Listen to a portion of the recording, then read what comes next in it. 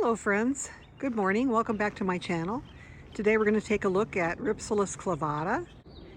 This is a species of Rhipsalis that I really love. It's probably my favorite of all of them because it looks so beautiful, not in bloom, and I actually have a plant in bloom that I'm going to show you. This is called clavata because the ends of the little stems have what they call clavate ends. They're not thin, they're kind of club shaped. And it's kind of difficult to tell on this particular specimen, but you can see the ends don't come to a slender point. They're sort of club shaped. It's probably a little more obvious on this particular plant, the little clavate ends.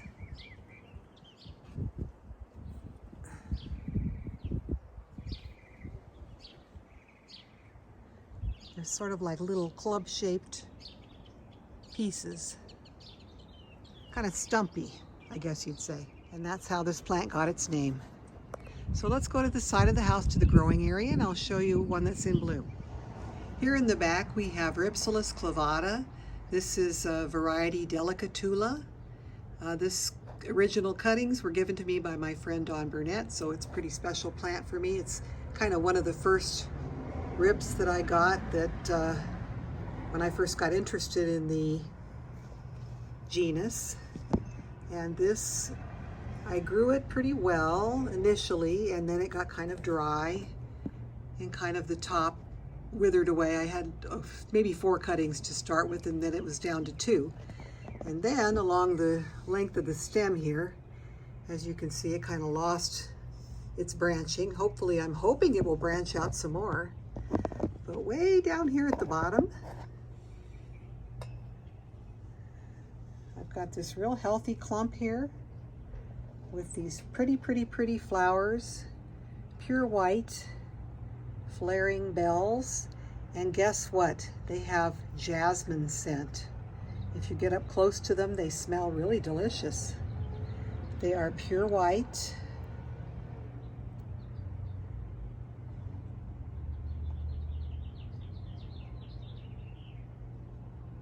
And they're just wonderful flowers. And here's another clump here. It's got a few flowers on it, not as many as the one up above. This clump over here isn't really blooming, but I think it's just wonderful. I just love this plant. And the jasmine scent on the flowers just really makes it special. Since I'm showing you my Rhipsalis clavata, I might as well show you all the clones that I have. This is another one, really beautiful. I believe I showed this one at the at our annual show at the Arboretum last year. This particular one does not have any buds this year that I can see. Let me back up so you can get the whole plant. So pretty, isn't it? I love the way these just branch out and really fill in, and I just can't resist touching this. It's just like touching beautiful hair. It's just lovely. Really love it. So that is one plant that I have. Over here we have a plant that I acquired last year from an eBay seller. I ordered it, oh gosh, I ordered it in the fall, and apparently this lady doesn't use her eBay account much. She only uses her Etsy store. So I didn't know what happened. I paid for the plant. I never received it. And finally I did get a hold of her through a Facebook group, and she apologized profusely, and she sent me this beautiful plant. So that is another Rhipsalis clavata, and I believe this is variety clavata. It doesn't have the longer, thinner clades. It's just got kind of shorter and a little bit thicker little stem pieces. So it's a beautiful plant. I'm really thrilled to have it. And this one that we looked at earlier, I think this is probably another delicatula. It's got, as you can see, longer pieces, and they're a little thinner. They do have the clavate ends, which means Um, they're sort of flared at the end. And then we have another clone up here. This was sent to me by a friend on Facebook. And I believe this is probably also Delicatula. This one, it looks like it's going to have some flowers. I see a few things that look like possibly buds on there. So that'll be nice. If we get some blooms on that, I'll bring you back to show you.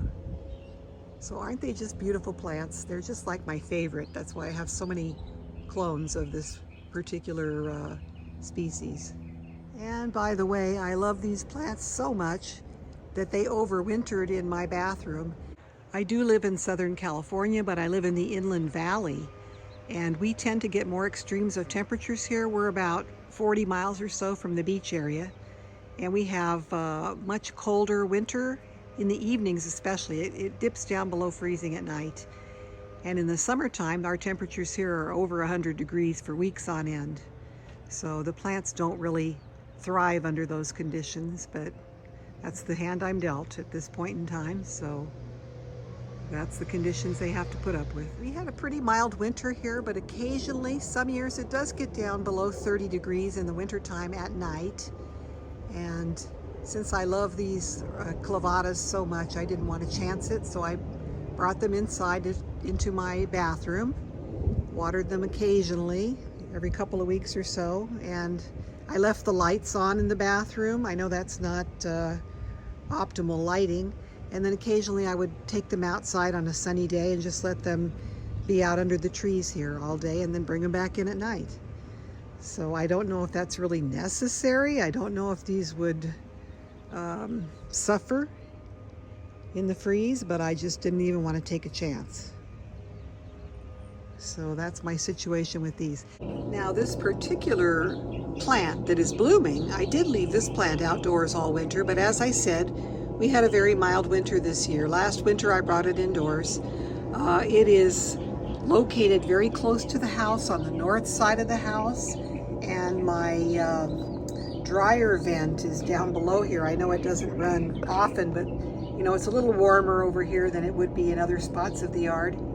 So I did chance it and leave this one out all winter, and maybe that's the reason it flowered. Maybe it got that little bit of cooler temps. It was down in the low 40s, and this did okay in the low 40s, and it actually bloomed. So maybe that's part of the reason that this bloomed and the others didn't, because it was out here and got a little burst of coolness.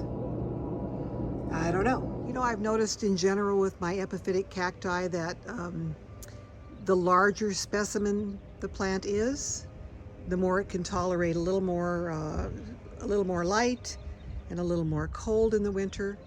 So these are fairly mature specimens now, so possibly I might, gosh, I don't know. I just don't want to chance it.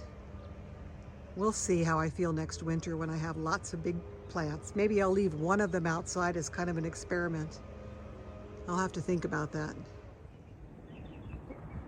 So that's a quick little peek at my Rhipsalis clavata collection. Don't forget to like this video, subscribe to my channel. If you'd like to be kept up to date on my gardening adventures, primarily with epiphytic cactus plants, but you know, I have a variety of garden interests, and as spring is here, we'll be bringing you some different types of plants to look at. From here in Southern California, I wish you all a wonderful day. Don't forget to like and subscribe. Bye-bye.